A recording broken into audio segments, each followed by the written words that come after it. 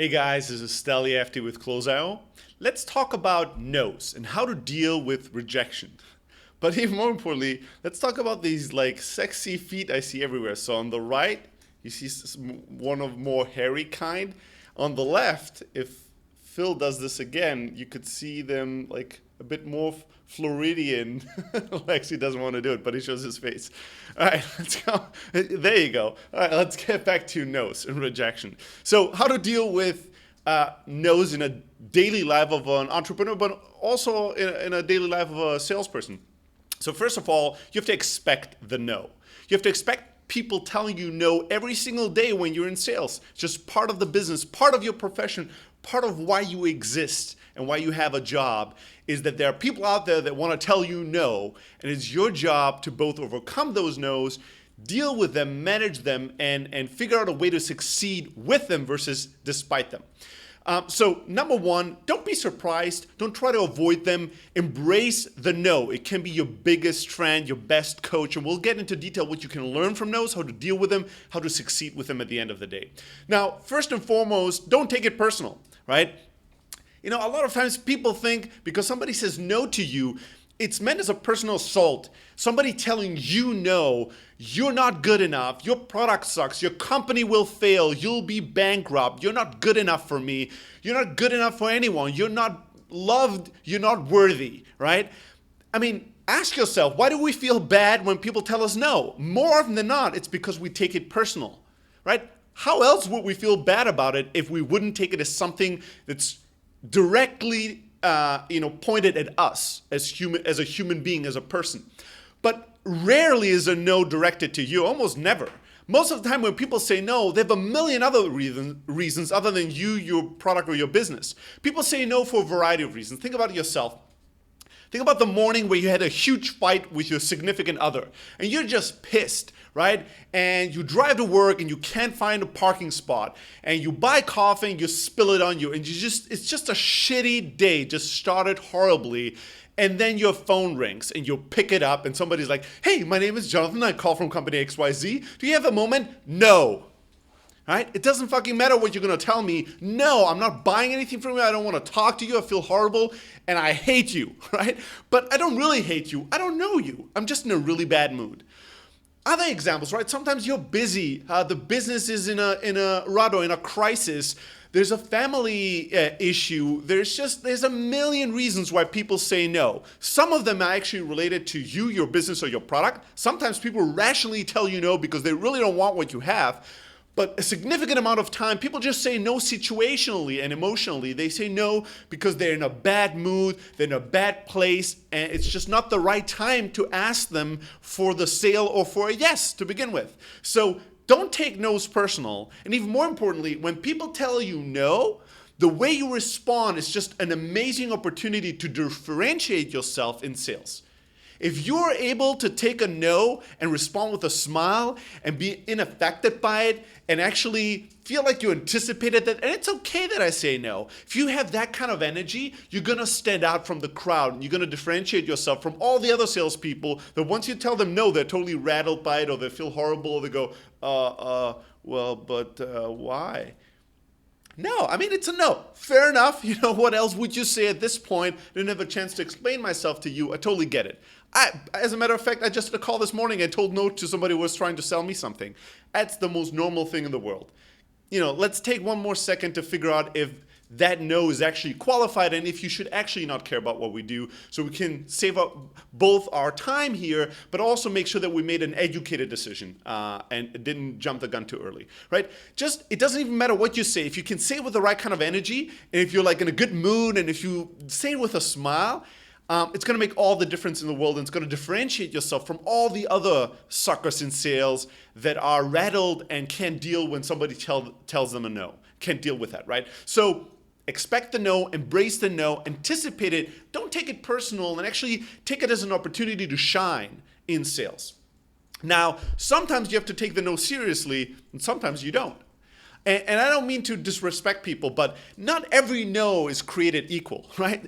Sometimes people will give you a no, and they couldn't possibly have enough information to know for a fact that what you have to offer is of no interest to them. Sometimes when people say no, what they really mean, especially when it's really early in the sales process, what they really mean is, I don't want to give you my time right now, I don't give you my attention, and I don't want to believe you, right? When you hear no's at the very early stage of the conversations, usually it's not a no against you, your product, or your service or company. It's a no against giving you attention, giving you time, or giving you credibility.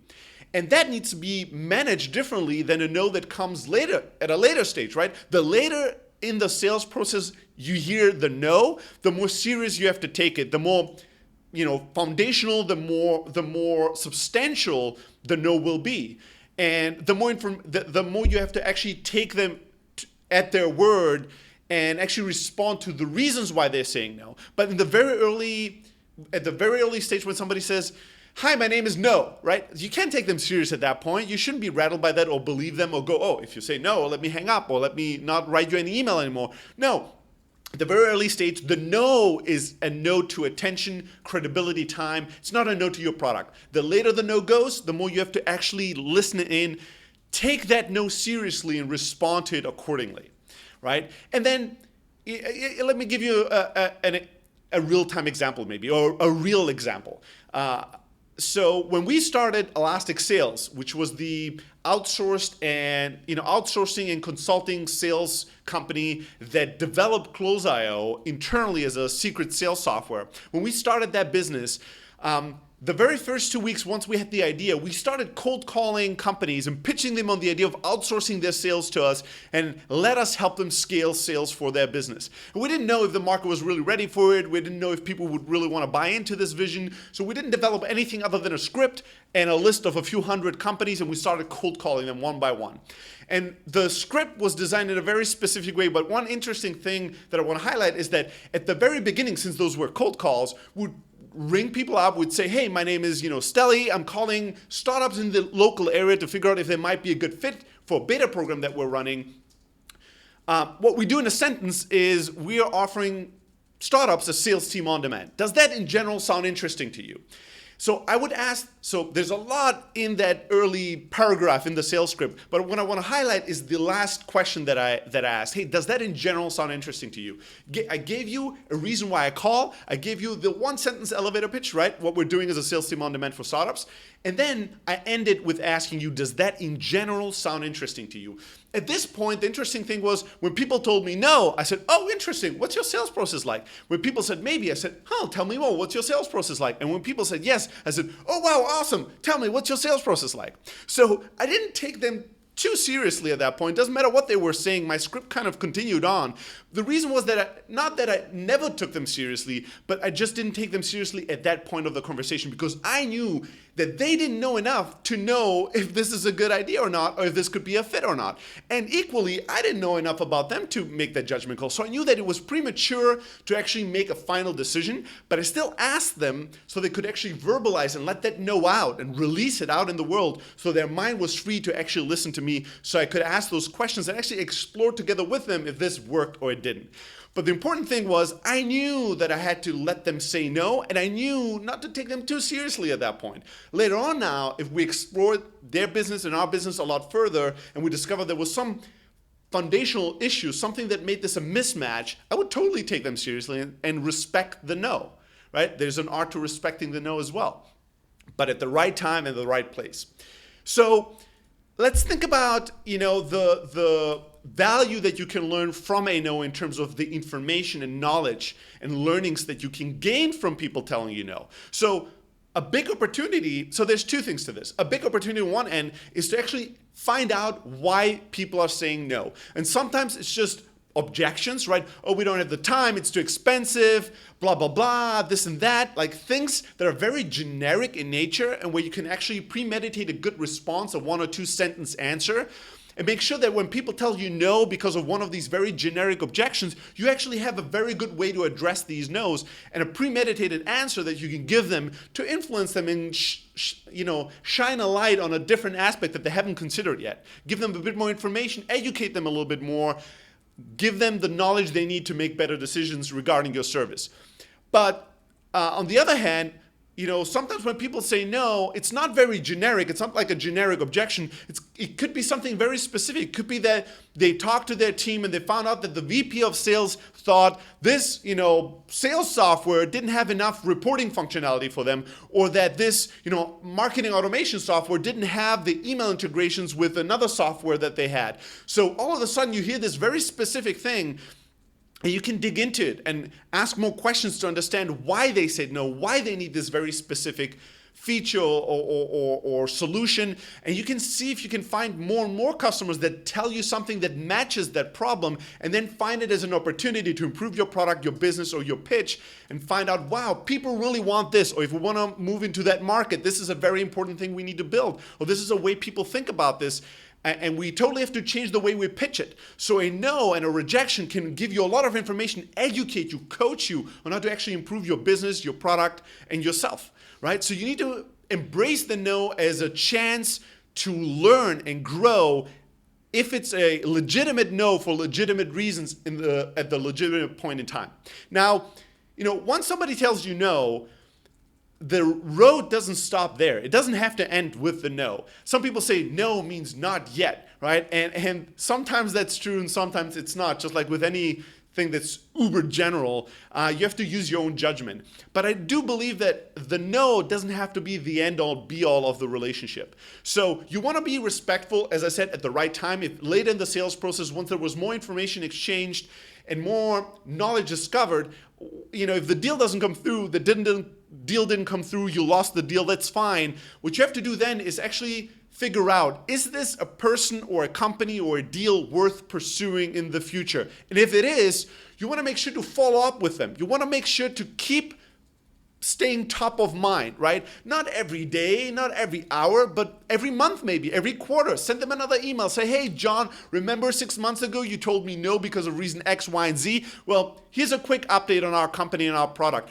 We've improved X, we've improved Y, and we've developed Z. And here's some news, and here's some new customers we have. Would you be up for another quick call next week, maybe to re-explore the opportunities to work together? If you don't hear back, or if they say no, it's still not relevant for us, follow up in another quarter. I guarantee you what you're going to do is you're going to start standing out from the crowd. And at the right time, when they need a new solution or when they're looking into this again, you'll come to mind. They'll respond to your email and you're going to be in business. So make sure to follow up, but only when you really believe that in the long term, you're going to have something that fits.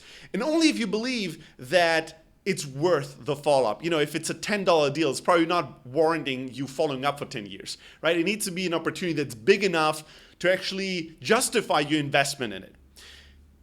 Last but not least, you want to measure your no's, right? Don't just look at your success rate. You look at your average failure rate. How many times a day do I get a no? How many times a week or a month do I get a no? How many deals do I actually lose? How many emails do people send me a response saying they're not interested? How many calls do I make where people tell me, no, not interested, we don't have time, we don't want to talk to you?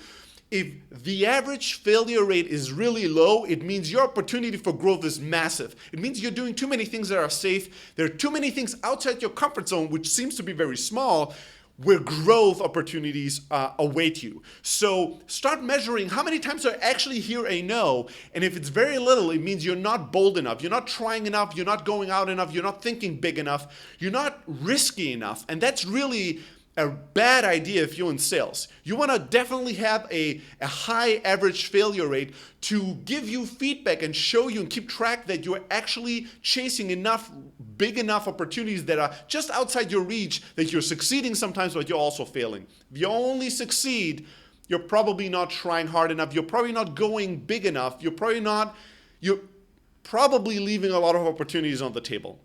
So measure your failure rate, measure the amount of no's that you get, and make sure that once it drops, your job gets easier and easier, sales gets easier and easier, and the average failure rate and no rate falls and falls and falls, it's a bad sign. It means that you're going the career trap route that most people go, where they start something, when they're totally incompetent in it, and they become better and better and better at it, and eventually they kind of plateau at a certain point, and that's where you're going to stay for the entirety of your career and life. What you want to do is you want to keep expanding your area of sales. You want to keep expanding the things you try, the opportunities you go after, so you constantly have some level of failures, feedback that you're actually growing enough as a salesperson.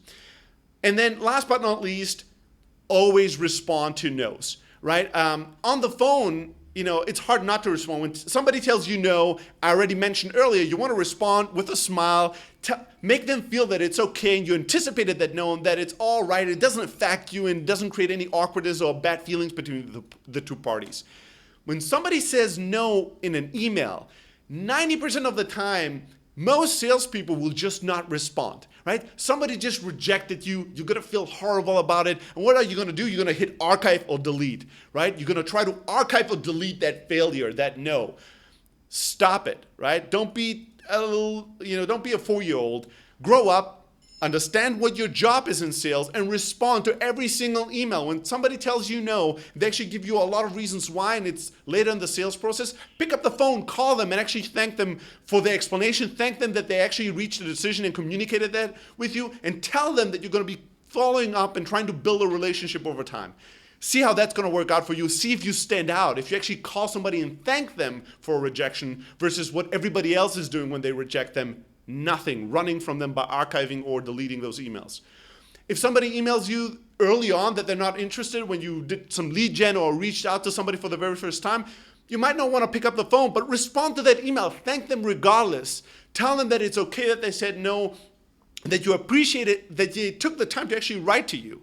Always respond to the no's you get. Always respond to rejection. Never just be silent and let the other party forget about you, or let the other party assume what you're thinking, or that you were hurt in your feelings as a salesperson just because somebody said no. And then, think about it. No, as I mentioned earlier, is by far in sales, your best personal coach. No's are where you're going to learn how to grow as a person, how to grow as a product, grow as a business.